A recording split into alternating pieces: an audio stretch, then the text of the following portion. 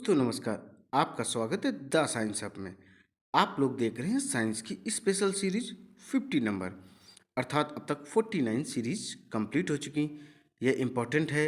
Super TET TET किसी भी state का, PHT, TST, railway group D, NTPC mains, even जितने भी एग्जाम्स होते हैं जिसमें साइंस आती है, ये सीरीज सभी के लिए इम्पॉर्टेंट है।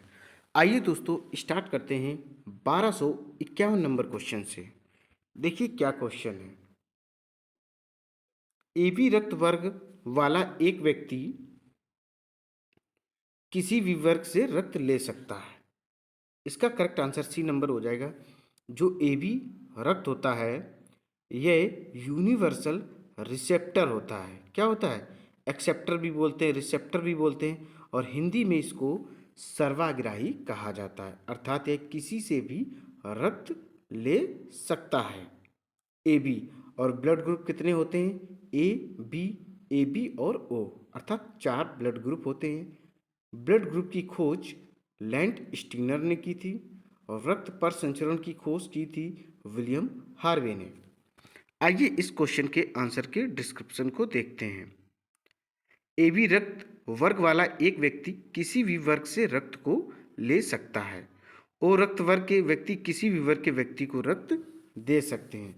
अगर आपसे पूछा जाए ऐसा कौन सा रक्त समूह है जो सबसे ब्लड ले सकता है, तो वह ए बी है, सर्वाग्राही है। और पूछा जाए ऐसा कौन सा रक्त समूह है जो सर्वदाता होता है, वह ओ होता है। ओ रुधिर वर्ग सर्वदाता कहलाता है। ए बी रुधिर वर्ग सर्वग्राहता कहलाता है। एंटीजन 2 प्रकार के होते हैं, एंटीजन ए एवं एंटीजन बी। ध्यान रखिएगा, अगर आपसे पूछा जाए एंटीजन कितने प्रकार के होते हैं, 2 होते हैं, ए एवं बी। एंटीजन में ग्लाइको प्रोटीन पाया जाता है। कौन सा? ग्लाइको प्रोटीन पाया जाता है। अब नेक्स्ट क्वेश्चन देखेंगे 1252। देखिए क्या है। भ्रूण के मस्तिष्क को नुकसान पहुंचाने वाला जीका वायरस खाली स्थान द्वारा वहन करता है। जो जीका वायरस होता वो किसके माध्यम से फ्लो होता अर्थात फैलता है? इसका करेक्ट आंसर हो जाएगा ए नंबर। जैसा कि आप लोग देख पा रहे हो, मच्छर। भ्रूण के मस्तिष्क को नुकसान पहुंचाने वाला जीका वायरस मच्छर द्वारा फैलता है या वहन करता है। जीका वायरस दक्षिण अमेरिका में महामारी का रूप लिया था, अर्थात ये दक्षिण अमेरिका से ही इसकी शुरुआत हुई थी। WHO ने अपनी स्थापना के बाद चौथी बार आपातकालीन स्थिति की घोषणा जीका वायरस के कारण करना पड़ा। अब WHO का फुल फॉर्म क्या होता? वर्ल्ड हेल्थ ऑर्गेनाइजेशन, विश्व स्वास्थ्य संगठन। और वर्ल्ड हेल्थ ऑर्गेनाइजेशन डे कब मनाया जाता है? यह 7 अप्रैल को मनाया जाता है। जीका वायरस बच्चे के मस्तिष्क को विकसित नहीं होने देता है। डेंगू ज्वर मादा एडिस एडजेप्टी मच्छर के काटने से होता है। किससे होता है? एडिस मच्छर से यह होता है डेंगू। डेंगू ज्वर के कारण मानव शरीर में प्लेटलेट्स की कमी हो जाती है। अगर प्लेटलेट्स की कमी हो जाए तो उसको मेंटेन कैसे करते हैं? पपीते की जो पत्तियां होती उसको रस बनाकर पीने से जो प्लेटलेट्स हैं उनकी संख्या मेंटेन होती और इनका कार्य हमारे शरीर में प्रतिरोधक क्षमता के रूप में होता है।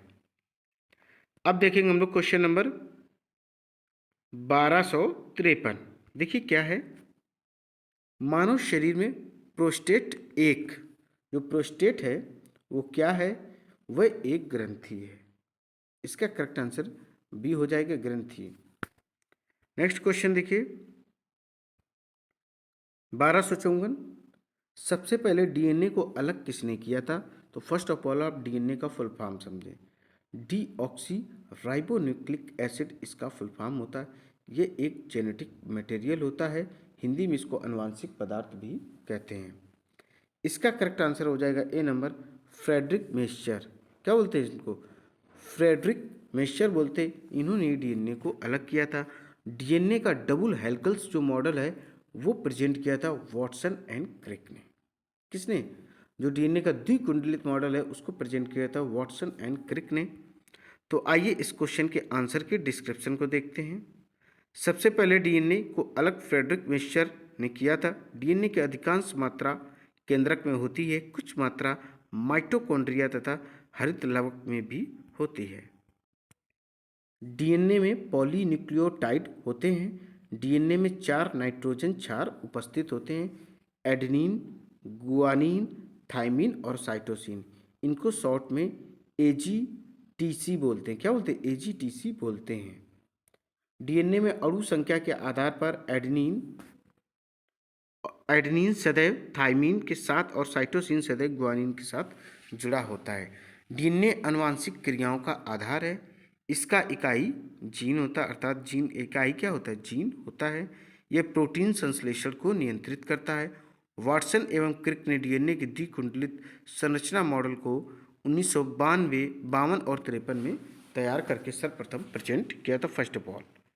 अब नेक्स्ट क्वेश्चन देखेंगे 1255। देखिए क्या है। एक मानव शरीर में अनैच्छिक मांसपेशियां कहाँ होती हैं? अनैच्छिक जो इच्छा के अनुसार कार्य ना करें वो अनैच्छिक होती हैं। इसका करेक्ट आंसर है दिल। क्या आप अपने अनुसार दिल की धड़कन को रोक सकते हैं? नहीं रोक सकते। जिस दिन दिल की धड़कन रुकती वो दिन क्या होता है? आखिरी होता है। तो अनैच्छिक मांसपेशियां वो होती हैं जिनको हम चाह कर भी ना रोक सकें और बिना रुके वो लगातार कार्य करती रहें, वह अनैच्छिक पेशियों के अंतर्गत आती है। अब बात है ऐच्छिक पेशियां। तो ऐच्छिक पेशियों के अंतर्गत वह पेशियां आती हैं जिनको हम अपने अनुसार कार्य करते हैं, जैसे हाथ पैर का चलाना, ठीक है, या ब्रीथिंग को चाहें तो रोक भी सकते हैं, बट ब्रीथिंग क्या है, हमें कंटिन्यू करनी पड़ती है, तो इसको भी हम अनैच्छिक में ही काउंट करेंगे। ऐच्छिक हाथ पैर घूमना, इधर उधर दौड़ना, भागना, लिखना, पढ़ना, ये सब क्या है? ये सब आती हैं आपकी ऐच्छिक क्रियाओं के अंतर्गत। अब देखेंगे इस क्वेश्चन के आंसर का डिस्क्रिप्शन। एक मानव शरीर में अनैच्छिक मांसपेशियां दिल में होती हैं। क्रिया मुख्यतः दो प्रकार की होती, ऐच्छिक और अनैच्छिक। ऐच्छिक क्रिया के लिए प्रयत्न करना होता है जो स्वतः नहीं हो सकता, जैसे चलना, बोलना, भागना, दौड़ना, खेलना, कूदना, साइकिल चलाना, गाड़ी चलाना इत्यादि चीज़ें क्या हैं? सारी सारी ऐच्छिक क्रियाओं के अंतर्गत। अनैच्छिक क्रिया जो अनचाहे होता, स्वतः होता, उसे रोका नहीं जा सकता, जैसे छींक आना। छींक को रोक सकते हो? नहीं रोक सकते। रोकेंगे तो समटाइम्स आफ्टर फिर आ जाएगी। अब हम लोग क्वेश्चन देखेंगे 1256। देखिए क्या है। विश्वास और प्रथाओं का एक संग्रह जिसका उद्देश्य मानव आबादी की आनुवंशिक गुणवत्ता में सुधार लाना होता है, ये किस आनुवंशिकी के क्षेत्र को कहा जाता है? इसका करेक्ट आंसर हो जाएगा यूजेनिक्स। क्या? यूजेनिक्स इसका करेक्ट आंसर है। विश्वास और प्रथाओं का एक संग्रह जिसका उद्देश्य मानव आबादी के आनुवंशिक गुणवत्ता में सुधार लाना होता है, यह आनुवंशिकी के क्षेत्र यूजेनिक्स कहलाता है। क्या कहलाता है? यूजेनिक्स कहलाता है। अनुवांशिकी, अनुवांशिक इंजीनियरिंग, जिसको जेनेटिक इंजीनियरिंग के द्वारा मानव के जीन का अध्ययन कर उसे मानव के रोग विज्ञान के निदान में सहायता मिलती है। हरगोविंद खुराना को 1967 में जेनेटिक्स कोड शोध के कारण नोबेल पुरस्कार मिला था। किसको मिला था? हरगोविंद खुराना को। इन्होंने क्या किया था? जेनेटिक कोड एक प्रेजेंट किया था। क्लोनिंग के द्वारा समान स्तर के जीव का निर्माण लैब में किया जाता है। सर्वप्रथम डॉली नामक भेड़ का जन्म क्लोनिंग के द्वारा हुआ था। आपसे पूछा जा सकता है कि सर्वप्रथम किस जंतु या जानवर का जन्म हुआ था क्लोनिंग के माध्यम से? तो वह थी एक भेड़ जिसका नाम था डॉली। क्या था? जिसका नाम था डॉली। नेक्स्ट क्वेश्चन देखेंगे 1257। मनुष्य मैमेलिया, जिसको स्तनधारी कहते हैं, वर्ग से संबंधित है जिसमें निम्नलिखित में से एक नहीं आता, वह कौन सा है? वह हो जाएगा छिपकली। छिपकली क्या है? यह मैमल्स में नहीं आता, यह रेप्टिलिया में आता है, अर्थात रेंगने वाले जीवों की कैटेगरी में आता है। मनुष्य मैमेलिया स्तनधारी, ये अपने बच्चों को दूध पिलाते हैं, बट जो छिपकली है वह इसमें नहीं आता। छिपकली सरीसृप, जिसको रेप्टिलिया कहते हैं, यह रेंगने वाला जीव होता है। मीजोजोइक युग को रेप्टिलियों का युग कहा जाता था। सरीसृप वर्ग के प्राणी वास्तविक में स्थलीय कशेरुकी प्राणी हैं। कशेरुकी के अंतर्गत वह जंतु आते हैं जिनमें रीढ़ की हड्डी पाई जाती, इंग्लिश में इसको कॉर्डेटा कहते हैं। जिनमें रीढ़ की हड्डी नहीं पाई जाती है वो आते हैं अकशेरुकी में, उनको इंग्लिश में नॉन कॉर्डेटा कहते हैं। अब देखिए आगे, इस वर्ग के प्राणी में कंकाल पूर्णतया अस्थिर होता है। सांप, घड़ियाल, कछुआ आदि इत्यादि भी सरीसृप वर्ग के ही प्राणी हैं। जितने रेंग कर चलते हैं वो सब किस में आते हैं? सब के सब इसी में आते हैं, सरीसृप अर्थात रेप्टिलिया में आते हैं। अब हमारा क्वेश्चन है 1258 नंबर, कवक विज्ञान क्या है? जिसको इंग्लिश में माइकोलॉजी कहते हैं। What is mycology? तो इसमें कुकुरमुत्ता का अध्ययन किया जाता है। किसका? कुकुरमुत्ता का अध्ययन किया जाता है। कुकुरमुत्ता को इंग्लिश में मशरूम कहते हैं और इसमें प्रोटीन की मात्रा अधिक होती है। कवक विज्ञान में कुकुरमुत्ता का अध्ययन किया जाता है। कवक पर्णहरित सकेंद्रित संवहन उत्तर ऊतक रहित थैलोफाइट है। यह थैलोफाइटा है। कवक में संचित भोजन ग्लाइकोजन के रूप में होता है। कवक का कोशिका भित्ति काइटिन से की बनी है। कवक से दमा, दाद, गंजापन, खाज, एथलीट फूड आदि रोग होते हैं। बैक्टीरियोलॉजी में बैक्टीरिया का अध्ययन किया जाता है। बैक्टीरिया का अध्ययन किसमें किया जाता है? बैक्टीरियोलॉजी में। और वायरोलॉजी में वायरस का अध्ययन किया जाता है। बैक्टीरियोलॉजी बैक्टीरिया का अध्ययन अर्थात जीवाणु का अध्ययन। वायरोलॉजी में वायरस का अध्ययन अर्थात विषाणु का अध्ययन किया जाता है। अब हम लोग क्वेश्चन देखेंगे 1259। मेलियोडोसिस क्या है? तो इसका करेक्ट आंसर हो जाएगा संक्रामक रोग। मेलियोडोसिस एक संक्रामक रोग है। संक्रामक रोग वह होता है जो एक दूसरे के संक्रमित व्यक्ति के प्रभाव में आने से फैलता, उसके छींकने से, खांसने से, छूने से। ये सब क्या है? ये सब संक्रामक बीमारी के माध्यम इस तरीके से फैलता है। हर्पीस त्वचा रोग विषाणु से फैलता है। हर्पीस बहुत फेमस रोग है और अक्सर ये दोस्तों क्वेश्चन पूछा भी जाता है। यह विषाणु के माध्यम से फैलता है। त्वचा कैंसर परावैंगनीकरण से हो सकता है। त्वचा कैंसर किससे होता है? स्किन कैंसर जिसको बोलते हैं अल्ट्रावायलेट रेस से होती है, जो डायरेक्ट हमें सूर्य प्रकाश से मिलती है। अब हम लोग देखेंगे क्वेश्चन नंबर 1260। सुस्ती जिसको इंग्लिश में एस्टिवेशन क्या है? सुस्ती क्या है? तो इसका आंसर हो जाएगा पशु निद्रा। सुस्ती जो है पशु निद्रा को कहते हैं। आपने देखा होगा जानवर जो गहरी नींद में नहीं सोते, बट वो ऐसे सोते हैं, उनको जगाओ तो तुरंत जग जाते हैं। बट इंसान ऐसे सोते नहीं सोते हैं।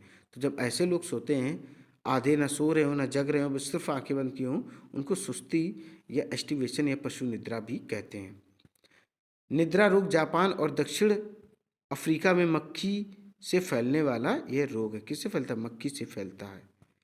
अब हम लोग क्वेश्चन देखेंगे 1261। निम्नलिखित में से कौन सा जल प्रदूषण का कारण नहीं है? तो इसका करेक्ट आंसर हो जाएगा तट पर मछली पकड़ना। तट पर मछली पकड़ना किसी भी प्रकार का कोई भी कचरा या प्रदूषण नहीं। समुद्री डंपिंग, तो इसमें तो कचरा फेंके जा रहा है। घर का कचरा जब उसमें फेंकेंगे, तेल फैलाना, तो ये तीनों चीज़ें प्रदूषण फैला रही जल में। बट तट पर हम मछली पकड़ रहे तो किसी टाइप्स का कोई भी प्रदूषण नहीं, क्योंकि अलग चीज़ों का हम कोई प्रयोग नहीं कर रहे जो पानी में फेंक रहे हैं। जल प्रदूषण के कारण तट पर मछली पकड़ना नहीं है। क्या है? तट पर मछली पकड़ना किसी भी प्रकार का कोई प्रदूषण नहीं। जल प्रदूषण का कारण तेल जहाज का जल में रिसाव महत्वपूर्ण कारण माना जाता है। सुपरबग नामक जीव से इस तेल सतह को साफ किया जाता है। कचरा का जल में गिरना विशेष रूप से औद्योगिक शहर के अवशेषों की है। मानव जनित मलमूत्र भी जल में प्रवाहित किया जा रहा है। जलीय जीव को भारी मात्रा में हानि पहुंचा है और पहुंच रहा है। अब देखें क्वेश्चन नंबर हम लोग 1262। किस प्राणी के जीनोम को नवंबर में प्रकाशित किया गया था जो 10 वर्ष तक बिना भोजन पानी के जीवित रह सकता और मांस पिगलेट के रूप में भी जाना जाता है? तो इसका करेक्ट आंसर हो जाएगा दोस्तों, बता। तो इसका आप लोग करेक्ट आंसर देख पा रहे होंगे। देखिए हम बताते हैं क्या है। क्वेश्चन ये रहा और इसका आंसर रहा टार्टीग्रेड। क्या है? टार्टीग्रेड जो है वह इस तरीके का जीव होता है। आइए देखते हैं एक्सप्लेनेशन इस क्वेश्चन के आंसर का। ये रहा, टार्टीग्रेड प्राणी के जीनोम को नवंबर में प्रकाशित किया गया था जो 10 वर्ष तक बिना भोजन पानी के जीवित रह सकता और मांस पिगलेट के रूप में भी जाना जाता है। अर्थात 10 वर्ष तक ना तो इसे पानी चाहिए ना ही भोजन चाहिए, और इसे मांस पिगलेट के नाम से भी जाना जाता है। जीनोम प्रोजेक्ट द्वारा प्रमाणित हो चुका है कि सभी जीव जीन का 99.99% अपने प्रजाति के समान होता है। जीनोम के द्वारा मानव के विकास के विभिन्न पहलुओं पर शोध किया जा रहा है। कुछ जीव वातावरण जैसे सूर्य का प्रकाश, वायु आदि से अपना भोजन प्राप्त कर लेता है। अब देखें क्वेश्चन नंबर 1263। मानव शरीर में मौजूद निम्नलिखित कोशिकाओं में से किसमें माइटोकॉन्ड्रिया नहीं पाया जाता है? तो इसका करेक्ट आंसर हो जाएगा आरबीसी, लाल रक्त कोशिका, जिसको इंग्लिश में रेड ब्लड कार्पल्स या सेल्स कहते हैं। और ये क्या है? ये रेड क्यों होता है, रक्त लाल क्यों होता है? हीमोग्लोबिन की वजह से होता है। और इसकी इंपॉर्टेंट बात है आरबीसी की कि इसमें किसी भी टाइप्स का कोई भी माइटोकॉन्ड्रिया नहीं पाया जाता है। देखिए, लाल रक्त कोशिका में माइटोकॉन्ड्रिया नहीं पाया जाता। माइटोकॉन्ड्रिया खोज अल्टमैन ने 1886 में की थी। बेडा ने माइटोकॉन्ड्रिया का नाम दिया था। माइटोकॉन्ड्रिया श्वसन स्थल है। माइटोकॉन्ड्रिया को कोशिका का शक्ति केंद्र कहा जाता, अर्थात पावर हाउस कहा जाता। कोशिका का पावर हाउस कौन होता है? ये माइटोकॉन्ड्रिया होता है। डीएनए केंद्रक के अलावा माइटोकॉन्ड्रिया एवं हरित लवक में पाया जाता है। लाइसोसोम को आत्मघात की थैली में भी, इसे आत्मघात की थैली भी कहा जाता है। देखो, लाइसोसोम को क्या कहा जाता है? आत्मघात या आत्महत्या की थैली भी इसको कहा जाता है। राइबोसोम को प्रोटीन की फैक्ट्री कहा जाता है। अगर आपसे पूछा जाए प्रोटीन की फैक्ट्री किसको कहा जाता है? राइबोसोम। और आपसे पूछा जाए आत्महत्या की थैली किसे कहा जाता है? लाइसोसोम। ध्यान रखिएगा। और जो माइटोकॉन्ड्रिया वह कोशिका का पावर हाउस होता है, अर्थात सेल का पावर हाउस इसको कहते हैं। अब देखेंगे क्वेश्चन नंबर 1264। वैज्ञानिक नाम होमोसैपियंस का अर्थ क्या है? तो इसका सीधा अर्थ है बुद्धिमान आदमी। वैज्ञानिक नाम होमोसैपियंस का अर्थ है बुद्धिमान व्यक्ति या आदमी। हम ही इंसानों का ही नाम है, साइंटिफिक नेम होमोसैपियंस है। होमोसैपियंस का लगभग समय कितना दिया गया? 40,000 बीसी माना जाता है। 40,000 बीसी माना जाता है। ड्रायोपिथेकस बिना पूंछ वाला बंदर से मानव का जन्म हुआ है। मानव विकास की प्रथम पीढ़ी रामापिथेकस थी। क्या थी? अगर आपसे पूछा जाए मानव विकास की जो प्रथम पीढ़ी थी वह कौन थी? रामापिथेकस थी। और हम लोगों की जो उत्पत्ति हुई है इंसानों की, वह ड्रायोपिथेकस से हुई, जो बिना पूंछ वाले बंदर थे। मानव की जो उत्पत्ति है सर्वप्रथम अफ्रीका महादेश के नैरोबी क्षेत्र से माना जाता है। कहाँ से? अफ्रीका के नैरोबी क्षेत्र से माना जाता है। रामापिथेकस का सर्वप्रथम जीवाश्म शिवालिका के तलहटी में लेविस ने 1930 में खोजा था। कब खोजा था? 1930 में खोजा था। अब देखें क्वेश्चन नंबर 1265। जीवों और पर्यावरण के बीच की अन्योन्य क्रिया के वैज्ञानिक विश्लेषण और अध्ययन को क्या कहा जाता है? तो इसका करेक्ट आंसर हो जाए पारिस्थितिकी, इकोलॉजी। जीवों और पर्यावरण के बीच जो अन्योन्य क्रिया है, जो उनके बीच में संबंध है, रिलेशन है, किसके बीच में? जीवों के अंतर्गत पेड़ पौधे और जानवर आते हैं। पर्यावरण जो आसपास उनके माहौल है, उनके बीच में जो भी संबंध है उसको पारिस्थितिकी या इकोलॉजी कहा जाता है।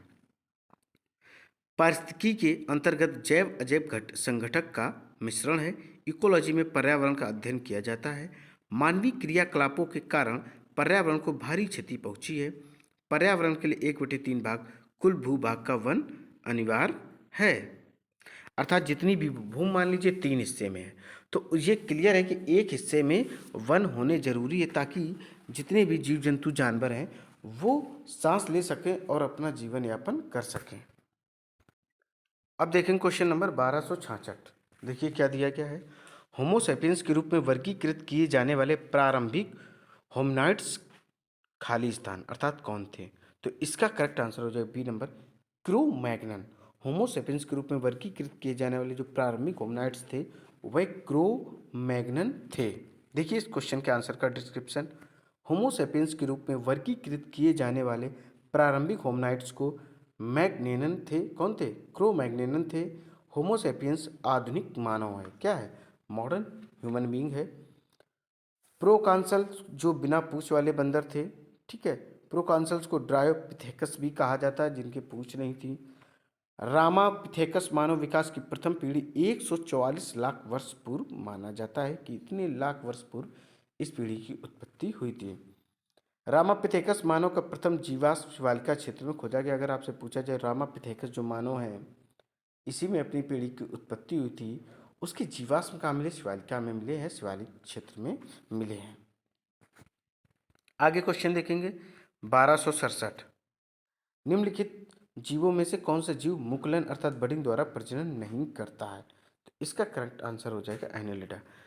एनेलिडा जो है वह मुकुलन या बडिंग के द्वारा रिप्रोडक्शन नहीं करता। बाकी हाइड्रा, मूंगा, स्पंज तीनों के तीनों बडिंग या मुकुलन के द्वारा ही रिप्रोडक्शन या प्रजनन करते हैं। एनेलिडा जीव मुकुलन द्वारा प्रजनन नहीं करता है। एनेलिडा का प्रजनन मुख्यतः काइटिन के बने सीटी द्वारा होता है। इस संघ के प्राणी के उत्सर्जन वृक्क द्वारा होता है। केचुआ, जोक, नीरेश आदि इस संघ के जीव हैं। किसके? ये सारे के सारे दिए गए एनेलिडा के। केचुए के 4 जोड़ी हृदय होते हैं। यह किसानों का मित्र होता है। मिट्टी को यह भुरभुरा बना देता है एवं उपजाऊ बना देता है। स्पंज पोरिफेरा संघ के प्राणी होते हैं। स्पंज जैसी इनकी बॉडी होती है। मूंगा, हाइड्रा, सिलेंट्रेटा कुल के प्राणी है। अब देखेंगे क्वेश्चन नंबर 1268।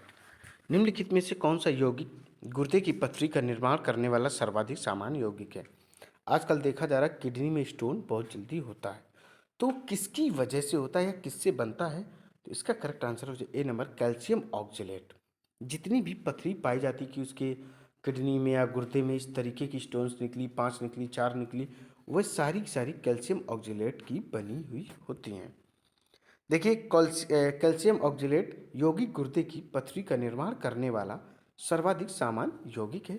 गुर्दे की पथरी सेलों का गांठ गांठ से बन जाता है। सेलों अर्थात कोशिकाओं के, जो अंततः फटने पर मानव की मौत भी हो सकती है। पथरी का उपचार सर्जरी, लेजर आदि के द्वारा किया जाता है। या तो ऑपरेशन करो या लेजर के द्वारा इसे पीसेस में करके बाहर निकाल लो। ये इसका सिस्टम होता है। अब क्वेश्चन देखेंगे 1269। एक मानव जीभ में औसतन कितनी स्वादी कलिकाएं मौजूद होती है? अर्थात जो हमारी जीभ है उसमें कितनी स्वादी कलिकाएं मौजूद होती हैं? हर टाइप का स्वाद हम लोग अपनी जीभ से चखकर बता देते हैं। तो इसका करेक्ट आंसर ए नंबर हो जाएगा 2000 से लेकर 8000। क्या 2000 से लेकर 8000? एक मानव जीभ में औसतन 2000 से 8000 स्वाद कलिकाएं मौजूद हैं।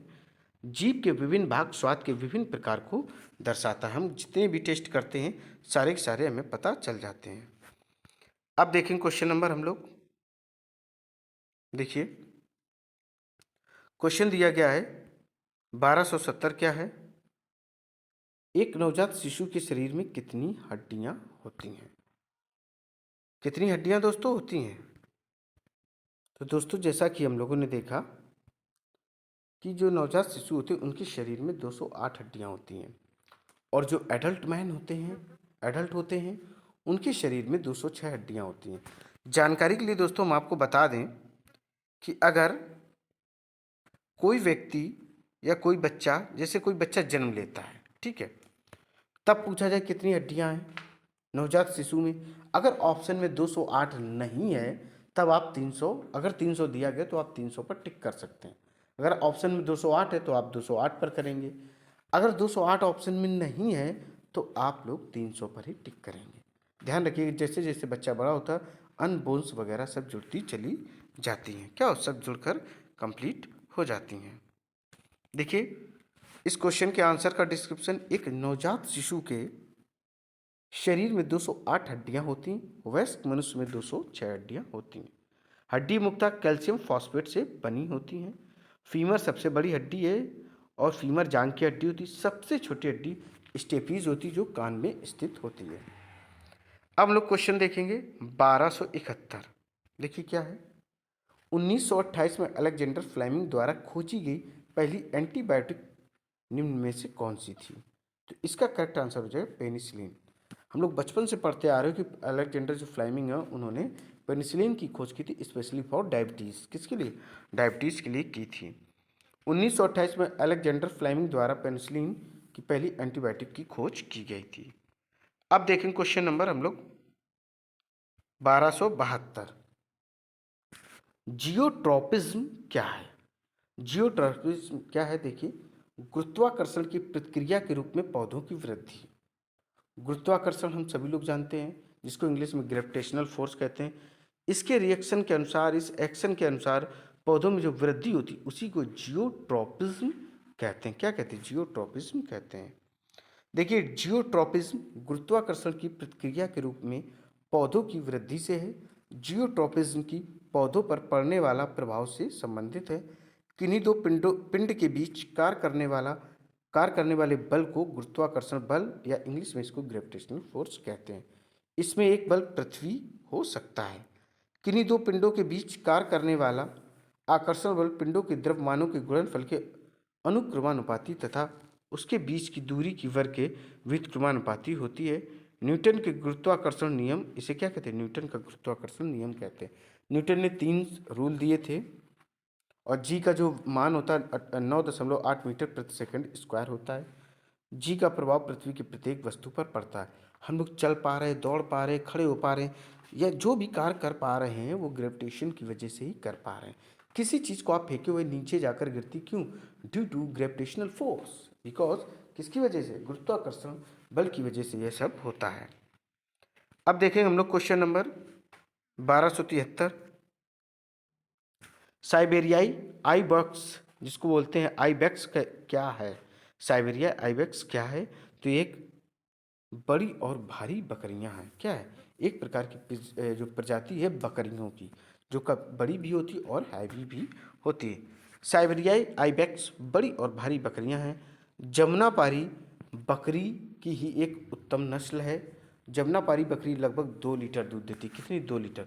और दोस्तों अभी जब कोरोना काल में इम्यूनिटी पावर कम हो गई थी तो बकरी का दूध सबसे इम्पॉर्टेंट था। क्यों इम्पॉर्टेंट था? जो बकरी का दूध है वह शरीर में प्रतिरोधक क्षमता को बढ़ाता है, अर्थात जो इम्यूनिटी कम हो जाती उसको फटाफट बढ़ाता, और यह यूँ कहें जो बॉडी में प्लेटलेट्स कम हो जाती हैं उनको यह बरकरार करने में और बढ़ाने में मदद करता बकरी का दूध। तो दोस्तों बकरी का दूध क्या है? बड़ा इम्पॉर्टेंट होता है।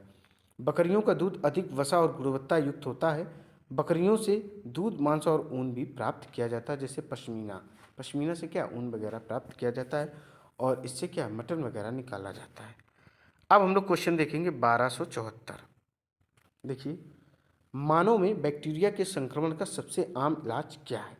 इसका करेक्ट आंसर है एंटीबायोटिक्स। क्या है? कोई प्रॉब्लम या संक्रमण, कोई भी इन्फेक्शन हुआ, फटाफट एंटीबायोटिक्स उसे दी जाती है, इंजेक्शन लगाया जाता है। मानव में बैक्टीरिया के संक्रमण का सबसे आम इलाज एंटीबायोटिक्स है। डब्ल्यूबीसी का आकार और रचना अमीबा की तरह होता है। डब्ल्यूबीसी वाइट ब्लड कार्पल्स, श्वेत रुधिर कणिकाएं, ये एक प्रतिरोधक क्षमता का फाइटिंग करने के लिए इम्पॉर्टेंट होती है जब भी कोई शरीर में अन्य कोई बीमारी आने की कोशिश करती है। डब्ल्यूबीसी का मुख्य कार्य एंटीबॉडीज़ का शरीर में करना है। डब्ल्यूबीसी में 60 से 70% न्यूट्रोफिल्स कणिकाओं का बना होता है। न्यूट्रोफिल्म या न्यूट्रोफिल्स कणिकाएं रोगाणुओं तथा जीवाणुओं का भक्षण करती, अर्थात क्या करती? डब्ल्यूबीसी हमारे शरीर में सही होगी तो हमें क्या? बीमारियां जल्दी नहीं होगी। यह प्रतिरोधक क्षमता को बरकरार रखती हैं। आरबीसी एवं डब्ल्यूबीसी का अनुपात शरीर में 600:1 होता है, अर्थात आरबीसी की मात्रा अगर 600 है तो डब्ल्यूबीसी की 1 होती है। ठीक है दोस्तों, अब हम लोग क्वेश्चन देखेंगे। अब क्वेश्चन देखेंगे 1275। 1275 क्या है?